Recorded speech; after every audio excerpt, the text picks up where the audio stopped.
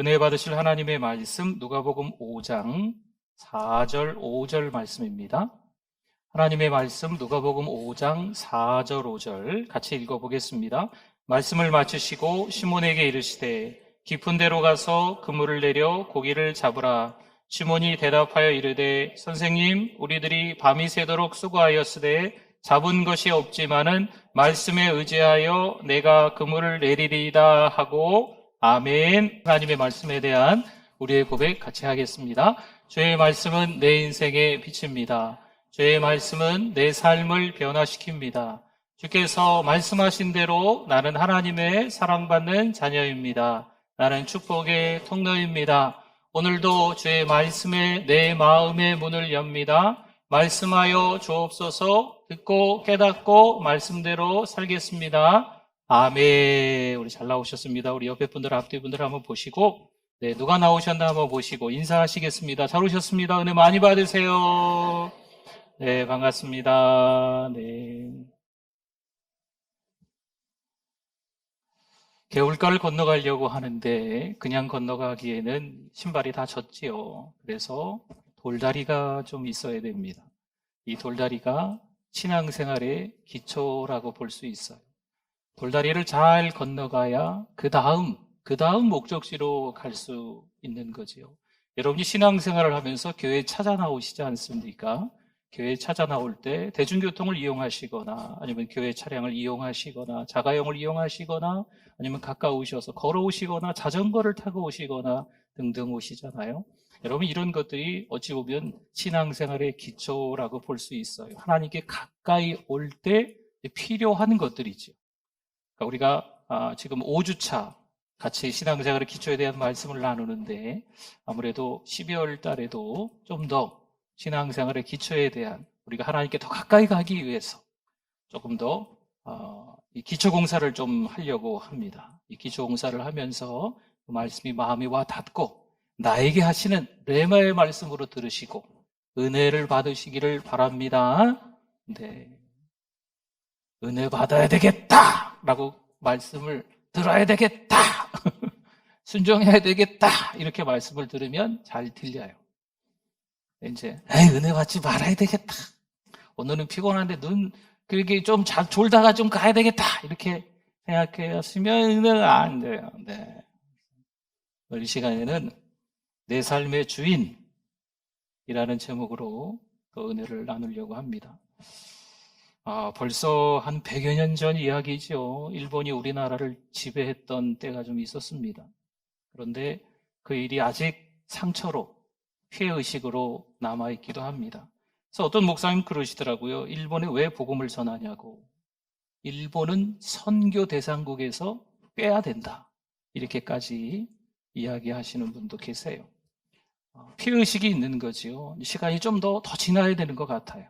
어떤 거는 짧은 기간에 잘 해결되는 것도 있고 어떤 거는 좀 더 길게 가야 그 마음이 좀 바뀌는 또 사람마다 그게 좀 다른 거지요. 그렇죠? 그러함에도 불구하고 사랑하는 우리 교회 성도님들은 세계 선교를 위해서 앞장설 수 있기를 바랍니다. 세계를 먹여 살리는 리더들이 다 되실 수 있기를 축원합니다. 좋은 교회에서 좋은 목사님과 함께 신앙생활하는 것은 참 유익하지요. 좋은 목사가 될 수 있도록 여러분들이 기도해 주실 수 있기를 바랍니다. 애굽에서 종로로 타던 그들이 모세를 만나 출애굽을 합니다. 여러분 이건 이스라엘 백성들에게 복 중의 복입니다. 이제 하나님이 세우신 종 모세만 잘 따라가면 됩니다. 이제 좋은 목사님을 통해 잘 배우면 된다는 거죠.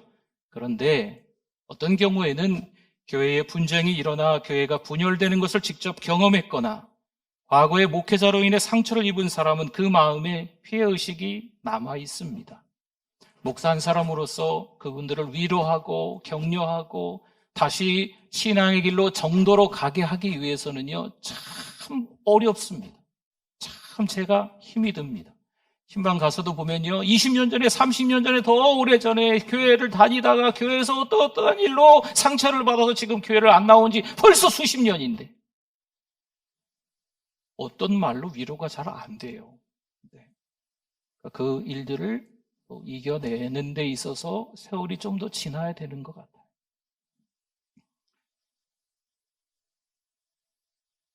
섬기고 있는 목사로서 이 목회가 하나님이 기뻐하실까 요즘 자꾸 여쭤보는 것 같습니다. 물론 목사도 그런 현장에 있었다면 마찬가지로 오랜 시간 힘듭니다. 건강한 목사도 타격을 입으면요, 한 발 뒤로 물러나 쉼을 좀 가져야 합니다. 목회가 여러 가지 일들이 있기에 사실 만만하지 않습니다. 그래서 내년에는 전임 목회자들에게 우리 교회에서는 연차라는 것을 한번 시도해 보기로 했습니다. 연차 15일을 드리기로 했습니다. 봄에, 여름에, 가을에, 겨울에 가족들과 함께 목회지를 떠나서 며칠씩 쉼을 좀 갖고 오시라고 하는 거죠. 목회가 하나님의 일이지만 참 영광스러운 직분이라 너무 감사한 일이지만 하다 보면 참 피곤할 때가 있습니다. 목사로서 성도들에게 이런 말을 드려 송구스럽지만 정말 힘들 때가, 피곤할 때가 있습니다. 내 힘이 아니라 하나님이 도와주신다는 것을 깨달아야 할 필요가 있다는 거죠. 쉼을 통해 내 삶의 주인을 다시 한번 기억해내는 겁니다. 뿐만 아니라 소진된 에너지를 다시 한번 하나님께 충전받을 필요가 있습니다. 사명자는 물론 생명을 걸고 쓰러질 때까지 목회를 해야죠. 제가 불과 50이 좀 넘었는데 이미 제 친구 되신 목사님들이 벌써 사명을 마치고 하늘나라 가신 분들이 한 분, 두 분, 여러 분 지금 늘어나고 있어요. 물론 그렇게 빨리 사명을 마치고 젊은 나이에 천국 가는 목사님도 있지만 목회를 돌아보며 영육의 충전을 하는 그 쉼의 시간이 목회자로서 좀 반드시 필요하지 않나 생각합니다. 그렇게 해야 건강한 목회도 하고 성도들은 늘 은혜로운 좋은 말씀을 듣지 않을까 싶습니다. 성도 여러분, 내 삶의 주인이 누구인지 저와 여러분이 잘 아실 수 있기를 바랍니다. 목회자도 성도들도 여러분, 이게 신앙생활의 기초입니다. 하나님과 친밀한 동행을 하기 위해서 이게 흔들리면, 이게 혼란스러우면 문제가 커집니다. 그래야 하나님의 말씀이 잘 들리고 목회자의 가르침에 순종합니다. 전통적인 교회의 잘못된 경험에 그런 갇혀 있으면 안 됩니다. 건강하지 못한 교회를 모델로 삼아 따라하면 안 돼요. 틀리고 잘못된 것을 알면서도 똑같은 전철을 밟고 있는 우리네 모습을 볼 수가 있습니다. 어느새 보고 들은 게 그거였기에 똑같이 하고 있는 거예요. 똑같이 하는 사람들은요, 그걸 똑같이 하는지 본인들은 잘 모릅니다. 스스로 삶의 주인 노릇하지 마시고 하나님께서 주도하시는 삶을 살아내실 수 있기를 바랍니다. 이사야 55장 8절 9절 말씀에 이는 내 생각이 너희의 생각과 다르며 내 길은 너희의 길과 다름이니라 여호와의 말씀이니라. 이는 하늘이 땅보다 높음같이 내 길은 너희의 길보다 높으며 내 생각은 너희의 생각보다 높음이니라. 아멘. 하나님의 계획과 하나님의 생각, 하나님의 기준이 중요하다라는 말씀을 하고 있는 겁니다. 하나님의 생각은요, 우리의 생각과 같아요? 달라요? 다릅니다. 그래요. 몸과 마음이 힘들고 지치면요, 모든 게 귀찮아집니다. 그것뿐일까요?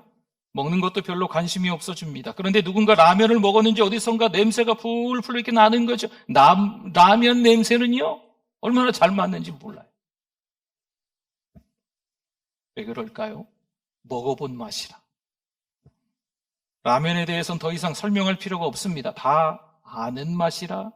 누군가 먹고 있으면 또 TV에서 먹는 장면이 나오면 괜히 라면 없어? 하나 끓여 먹고 싶은 마음이 드는 거죠. 동남아시아에 가면 두리안을 먹을 수 있습니다. 여러분, 두리안을 아십니까? 못생긴 과일이에요. 그리고 특징이 있지요? 냄새가 아주 지독합니다. 화장실 냄새 같습니다. 그런데 그 두리안이 과일의 황제입니다. 먹어보신 분들은 아시겠지만 참 맛있습니다. 물론 취향에 따라서 한 번 먹고 두 번 다시 안 먹을게 하시는 분들도 있기는 합니다. 성도 여러분, 두리안을 먹어보지 않은 사람에게 두리안에 대해 어떻게 설명할 수 있을까요? 두리안을 먹어보지 않은 사람은요, 두리안의 놀라운 맛을 알 수가 없습니다. 그저 냄새가 지독한 과일 정도로 아예 먹어보려 하지 않습니다. 매일 식사하며 음식의 맛을 보듯이 우리는 하나님을 경험해야 될 줄 믿습니다. 뿐만 아니라 내가 경험한 하나님을 사람들에게 말할 수 있어야 합니다. 내가 받은 은혜를, 내가 받은 그런 간증들을 누군가에게 이야기할 수 있어야 돼요.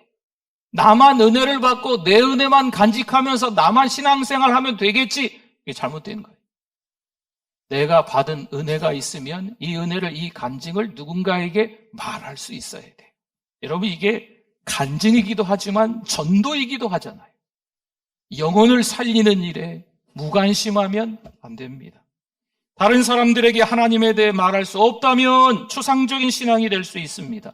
분명 신앙인 것 같기는 한데 이 신앙이 잘 잡히지 않는 거죠. 애매모호하다는 겁니다. 일꾼이 일감이 되어 사고뭉치 직분자가 되는 거죠. 받은 그 은혜를 누군가에게 말할 수 있는 여러분 직분자 되실 수 있기를 축원합니다. 교회 일만 열심히 하고 교회 관리만 열심히 하라고 교회 직분자 세우는 게 아니에요. 그것보다 더 중요한 건 예배입니다. 은혜 받는 일입니다.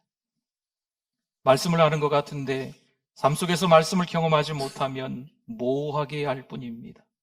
냄새로만 알고 두리안을 먹어본 경험이 없는 거지요. 하나님께서 선하시다는 것을 지식적으로 아는 것에는 한계가 분명히 있습니다.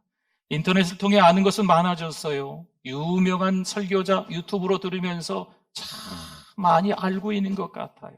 그런데 삶 속에서 하나님을 모르는 거죠. 부지런히 많이 아는 것처럼 보이는데 삶 속에서 하나님이 드러나지 않는 거죠. 신앙생활은 아는 것으로 만족해서는 안 돼요. 예수님을 믿는 것은요, 애매모호한 게 아닙니다. 요한복음 15장 5절 말씀에 나는 포도나무에 너희는 가지라. 보십시오. 그가 내 안에, 내가 그 안에 거하면 사람이 열매를 많이 맺나니 나를 어떻게 하서는 떠나서는 너희가 아무것도 할 수 없음이라. 아멘. 하나님과 우리는 친밀하고 깊은 관계인 줄 믿습니다. 우리가 예수님을 믿을 때 예수님께서 우리 안에 들어오십니다. 들어오신 그 예수님께서 우리의 삶을 이끌어 가시는 거지요. 어떻게 살아야 할까? 하나님께 기도하십시오. 2023년 어떻게 살아오셨습니까? 2024년 또 앞으로 어떻게 살 것입니까? 하나님께 기도하십시오. 하나님 어떻게 살아야 되겠습니까? 내 안에 계신 성령 하나님이 주님께서 우리에게 가르쳐 주실 줄 믿습니다. 예수님과 우리는 분리할 수 없는 거예요. 온전히 하나가 되어 있기 때문에 그렇습니다. 성경에 욥이라는 사람이 등장하지요. 온전하고 정직하여 하나님을 경외하며 악에서 떠난 자다라고 욥을 성경에서 증언해주고 있습니다. 그런데 그가 고난을 겪습니다. 다시요. 온전하고 정직하여 하나님을 경외하며 악에서 떠난 사람도 고난을 겪을 수 있습니다. 그 후에 욥이 뭐라고 고백하나요? 욥기 42장 5절 볼까요? 내가 주께 대하여 귀로 듣기만 하였사오나 이제는 눈으로 주를 배움나이다. 아멘. 욥은 자신이 고난을 겪기 전에는요, 하나님에 대해 귀로 듣기만 했으나 고난을 겪은 후에는 눈으로 하나님을 봅니다 라고 고백을 하는 겁니다. 예수님께서 한 배에 오르십니다. 그 배의 주인은 베드로였습니다. 육지에 조금 떼기를 청하시고요, 배에 앉으셔서 해안가에 있는, 해안가 쭉 따라서 있는 군중들을 바라보시면서 말씀을 전하십니다. 그리고 난 뒤 베드로에게 뭐라 하셨을까요? 오늘 읽었던 4절 5절을 볼까요? 말씀을 마치시고 시몬 베드로입니다. 시몬에게 이르시되, 주님이 말씀하시는 거죠. 깊은 데로 가서 그물을 내려 고기를 잡으라 말씀하세요. 근데 시몬이 대답하여 이르되 이야기하는 거죠. 선생님, 우리들이 밤이 새도록 수고하였으되 잡은 것이 없지만은 말씀에 의지하여 내가 그물을 내리리이다 하고. 아멘. 베드로의 이 말, 우리들이 밤이 새도록 수고하였으되 잡은 것이 없지만은, 여러분 이 말이 무슨 말일까요? 자기 경험이에요? 자기 실력이에요? 자기 고집이에요? 자기 방식이에요? 자기가 지금까지 살아왔던 삶의 노하우를 이야기하고 있는 거예요. 그러나 베드로는 말씀에 의지하여 내가 그물을 내리겠습니다 라고 예수님께 말하죠. 예수님의 말씀에 뭐 하는 겁니까? 순종한 겁니다. 순종한 결과 어떤 일이 벌어질까요? 고기를 잡은 것이 심히 많아서 그물이 찢어졌더라. 이것을 본 베드로는요, 내 삶의 주인이 예수님인 것을 인정합니다. 베드로는 예수님의 무릎 아래에 엎드리게 되죠. 마태복음 4장 19절과 20절 말씀에 말씀하시되 나를 따라오라 내가 너희를 사람을 낚는 어부가 되게 하리라 하시니 그들이 곧 그물을 버려두고 예수를 따르니라. 아멘. 주님이 말씀하세요. 나를 따라와라. 그랬더니 베드로가 곧 그물을 버려두고 예수님을 따라갑니다. 또한 예수님께서 물 위를 걸어 오셨을 때 베드로가 예수님에게 이런 말을 해요. 마태복음 14장 28절에 베드로가 대답하여 이르되 주여 만일 주님이시거든 나를 명하사 물 위로 어떻게 하라? 오라 하소서 하니. 아멘. 이때 예수님께서는 베드로에게 오라 말씀하시는데요. 베드로는 배에서 내려 물 위를 걸어서 예수님께로 갑니다. 베드로는 물 위를 걸으시는 예수님을 보는 것으로 만족하지 않습니다. 여러분, 신앙생활은요, 예수 믿는 것은요, 애매모호한 게 아닙니다. 신자인지 불신자인지만 헷갈리는 거죠. 교회를 다니는 사람인지 안 다니는 사람인지 옆집이 잘 몰라요. 직장 생활을 하는데 그 직장에서 내가 예수 믿는 사람인지 아닌지 잘 분간을 못해요. 왜요? 그냥 직장에서 비슷하게 살거든요. 자, 위하여 할 땐 위하여 같이 하고 네. 쉬는 시간 되면 나가서 커피 한 잔 마시면서 또 하고, 신자인지 불신자인지 구분이 안 되는 거죠. 언행을 봐도 믿는 사람인지 아닌지 구분이 안 돼요. 제가 예전에 우리 여기 전주에서 말고 차를 몰고 가다가 길거리에서 제가 섬기는 교회 집사님을 봤어요. 제가 담임 목사거든요. 우리 집사님을 봐. 집사님이 길거리에서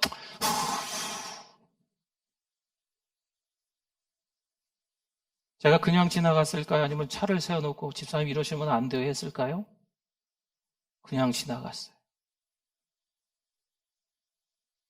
그 마음을 아시겠죠?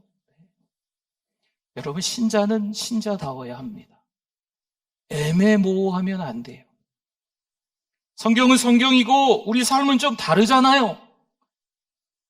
직장에서 그렇게 살아야 살아남을 수 있습니다 라고 이야기하실 겁니까? 우린 돈이 없어 못할 거야. 그럼 진짜 못하는 거죠. 여러분, 하나님 일 하려고 하는데 건강이 안 된대요. 돈이 없대요. 상황이 여의치 않대요. 사람이 별로 없대요. 여러분, 그러면 못해요. 아무것도 못해요. 순종하고 싶은 마음을 갖는 것이 중요합니다. 그런데 순종했는데 아무 일도 일어나지 않으면 어떻게 하나? 두려운 마음도 사실 같이 와요. 순종해야지 하는 마음과 순종했는데 안 되면 어떡하지? 라는 두려운 마음이 같이 올 수 있어요. 그러나 그 두려움을 이겨내야 합니다. 하나님의 말씀을 듣기만 하고 하나님의 말씀대로 순종하지 않으면 아무 일도 일어나지 않습니다. 여러분 보세요. 하나님은 그 교회를 사용할 필요가 없어요. 그 사람을 일꾼으로 사용하지 않으십니다. 자기 방식이, 자기 실력이, 자기 고집이, 자기만의 노하우가 있는 사람을 하나님이 사용하실까요? 하나님은 손 놓으십니다. 다 내려놓고 하나님께서 원하시는 대로 하겠습니다 하면 하나님은 그 사람을 콕 집어서 사용하세요. 야고보서 2장 17절 볼까요? 이와 같이 행함이 없는 믿음은 그 자체가 죽은 것이라. 아멘. 하나님의 말씀대로 순종하지 않는 사람은요, 믿음이 죽은 사람입니다. 오랫동안 교회는 다녔지만 신앙이 성장하지 않는 거 여러분 잘 아시죠? 구원받는 것은 공짜입니다. 공짜 좋아하시는 분들이 있습니까? 구원받는 것은 공짜입니다. 그러나 영적 성숙은 공짜가 아닙니다. 구원받은 어린아이 같은 신앙으로 아장아장 젖만 빨면서 주님 오시는 그날까지 살아가시겠습니까?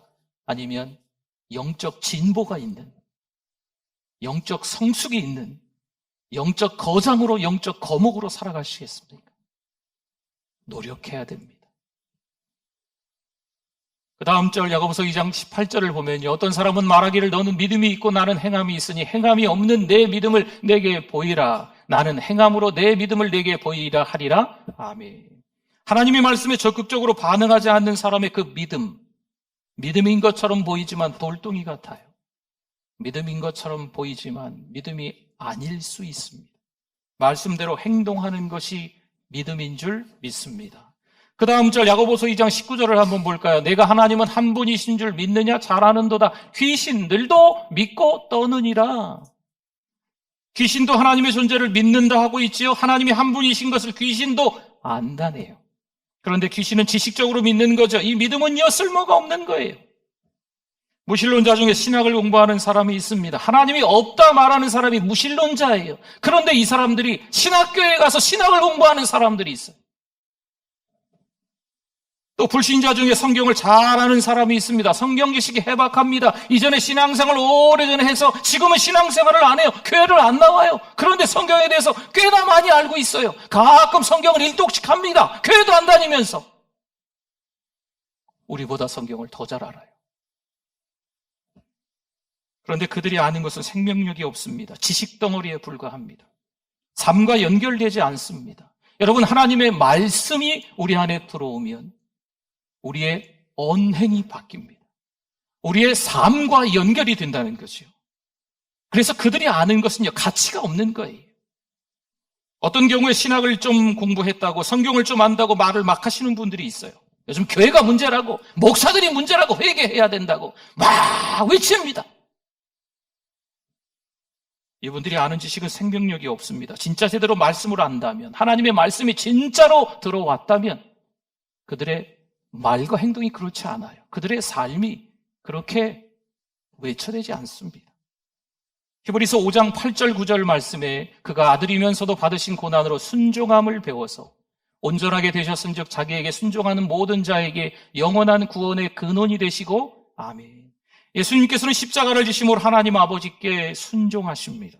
예수님께서는 고난을 통해 순종하는 법을 배우셨습니다. 예수님께서는 하나님의 뜻에 순종하심으로 많은 사람을 구원하셨습니다. 할렐루야!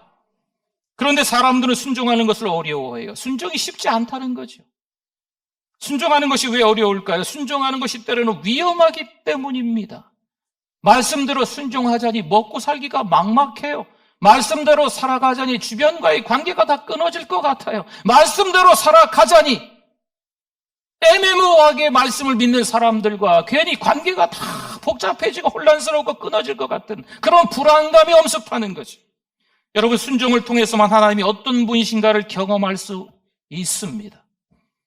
그러나 하나님께 순종하지 않으면 하나님을 경험할 수 없습니다. 요즘 어떻게 지내십니까? 2023년 이제 11달 다 지나가고 있습니다. 11월 마지막 주일이잖아요. 묶인 것이 있습니까? 막힌 것이 있습니까? 꼬인 것이 있습니까? 하나님의 말씀대로 순종할 때 모든 문제를 해결할 수 있는 줄 믿습니다. 그런데도 우리가 하나님의 말씀에 순종하지 않습니다. 요한복음 14장 21절 말씀에 나의 계명을 지키는 자라야 나를 사랑하는 자니 나를 사랑하는 자는 내 아버지께 사랑을 받을 것이요 나도 그를 사랑하여 그에게 나를 나타내리라. 아멘. 하나님을 사랑한다고 말하는 것으로는 부족합니다. 하나님 저 사랑해요. 아시지요? 여러분, 이걸로 부족하다는 거예요. 하나님의 말씀에 순종함으로 하나님을 사랑하는 그 마음을 드러내야만 합니다. 부모님을 사랑하는데 부모님 말씀을 어지간히 안 듣는 거예요. 부모님을 사랑하면 부모님의 말씀을 들어야지. 그렇죠? 하나님 사랑해요. 하나님밖에 없어요. 하나님 한 분으로 충분해요. 그래놓고 하나님의 말씀에 순종하지 않는 엉터리 삶을 살아가고 있는 거죠. 성도 여러분, 우리의 삶이 변화되기를 원하십니까? 삶의 태도를 바꾸실 수 있기를 바랍니다. 하나님의 말씀을 들어야 합니다. 순종은 하나님의 말씀을 듣는 것으로부터 드디어 시작입니다. 하나님의 말씀대로 순종하려는 사람은요, 하나님의 말씀을 듣는 태도가 달라요. 하나님의 말씀대로 순종하려는 사람은 말씀을 대충 듣지 않습니다. 말씀을 주의 깊게 몰두한다고 하죠. 집중한다고 하지요. 집중해서 말씀을 듣습니다. 왜일까요? 하나님의 말씀대로 순종하기 위해 하나님의 말씀을 듣고 있기 때문입니다. 하나님의 말씀을 주의 있게 들으려면 자기 생각을 포기할 줄 알아야 합니다. 자기 생각을 내려놓고 하나님의 생각에 몰입해야죠. 자기 생각이 많으면 하나님의 말씀대로 순종할 수 없습니다. 하나님의 말씀에 순종할 수 없는 여러 가지 이유들이 있어요. 하나, 둘, 셋, 넷, 여러 가지들이 줄을 이어. 하나님의 말씀대로 순종하려면 많은 것을 생각해서는 안 됩니다. 단순해야 합니다. 아, 하나님의 말씀이 틀리는구나. 그러면 그 말씀에 반응하는 거죠. 그 말씀을 전하면 설교자가 어떻고 저떻고 분위기가 어떻고 예배실 분위기가 어떻고 들어올 때 안대위원이 뭐 어떻고 뭐 방송실에서 뭐 음향을 어떻고 저떻고 그런 거 말고요. 하나님의 말씀을 어린아이가 읽던 아니면 유명한 설교자가 읽던 전하던 거기에 말씀을 받는 듣는 태도가 그 반응이 중요합니다. 내 삶의 주인이 하나님이심을 믿으시기를 바랍니다. 내 인생의 주도권이 내게 있는 것이 아니라 누구께 있다고요? 하나님께 있습니다. 절대 주권이 하나님께 있음을 저 여러분이 깨닫기를 바랍니다. 저희 교회를 위해서 기도를 좀 많이 하시는 목사님이 계세요. 또 이런저런 어려운 일을 통해서 저를 많이 좀 위로도 하고 가끔 전주에 찾아와서 밥 한 끼 먹으면서 이야기도 해주는 목사님이 있습니다. 뭐 생각이 목회의 방향이 다 같을 수는 없잖아요. 그 목사님이 그런 얘기를 하시더라고요. 저에게. 제가 살고 있는 집에 대해서 이것저것 막 물어보시더라고요.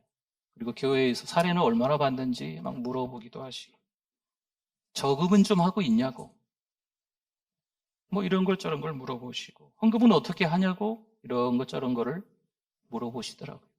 우리 선배 목사님이고 또 어느 정도 이렇게 교회가 어려워지면서 만난 사이인데 가까워져 가지고 뭐 다 허심탄회하게 이런저런 이야기를 합니다. 이 목사님이 이러네요. 자신은 딱 성도들 수준으로만 헌금을 하고 앞으로를 위해서 저축한다고 합니다. 딸이 셋이에요. 지금 딸 둘이 시집을 갔나? 그러면서 저에게 하는 말이 있어요. 목사님이 생명 다해 목회해도 성도들이 알아주지 않아요. 목사님이 그렇게 최선을 다해서 하나님 앞에 10의 1조, 10의 2조, 뭐 마이너스인데도 열심히 헌금을 해도 성도들이 알 것 같아요? 몰라요? 그렇죠. 성도들은 모르겠죠. 제가 들어보니까 어떤 분은 우리 목사님은 돈이 참 많아서 헌금도 많이 한다고 이야기하더라고요. 부자라고. 듣기는 좋긴 했습니다. 그런데 성도 여러분, 누가 이걸 아실까요? 내 삶의 주인 대신 하나님이 아시는 것을 저는 믿습니다.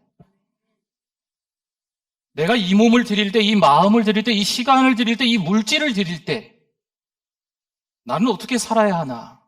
여러분, 이런 고민이 혹시 있어서 드릴 수가 없다면 아직 내 삶의 주인이 하나님이심을 못 믿는 거죠. 자기 거 다 챙겨놓고 하나님께 드리는 흉내만 내는 겁니다. 성도 여러분, 내 삶의 주인이 하나님이심을 인정하시고 우리 인생의 주도권이 하나님께 있음을 믿으시기를 축원합니다. 아멘. 우리 기도하겠습니다. 우리 잠깐 기도하려고 합니다. 말씀을 생각하면서 기도해 주시고 마지막 피 한 방울까지 흘리신 주님을 생각하며 그 몸과 그 살을 나누는 그 피를 나누는 성찬식을 하려고 합니다. 우리 이 시간 주여 한번 부르시고 기도합니다. 주여 하나님 아버지 은혜를 감사합니다. 연약한 우리들, 부족한 우리들, 그래도 목사로, 그래도 성도로 불러주시고 하나님의 일들을 감당할 수 있는 믿음을 주셔서 감사합니다. 하나님, 많은 풍랑들이 우리 인생에 찾아올 수 있지만 또 파도가 찾아올 수 있지만 그래도 잘 감당할 수 있도록 인도하여 주시옵소서. 하나님, 억울하고 속상하고 원통한 일들이 찾아올 수 있지만 그래도 살아계신 하나님, 능력 많으신 하나님께서 도와주실 줄 믿습니다. 하나님만 의지하고 살아가는 우리들 되게 하여 주시옵소서. 하나님 아버지, 은혜를 감사합니다. 절대 주권이 하나님께 있는 줄 믿습니다. 우리 삶의 이유가, 우리 삶의 주인이 하나님이신 줄 믿습니다. 그분만을 바라보고 살아가는 믿음을 갖게 하여 주시옵소서. 예수님의 이름으로 기도드립니다. 아멘.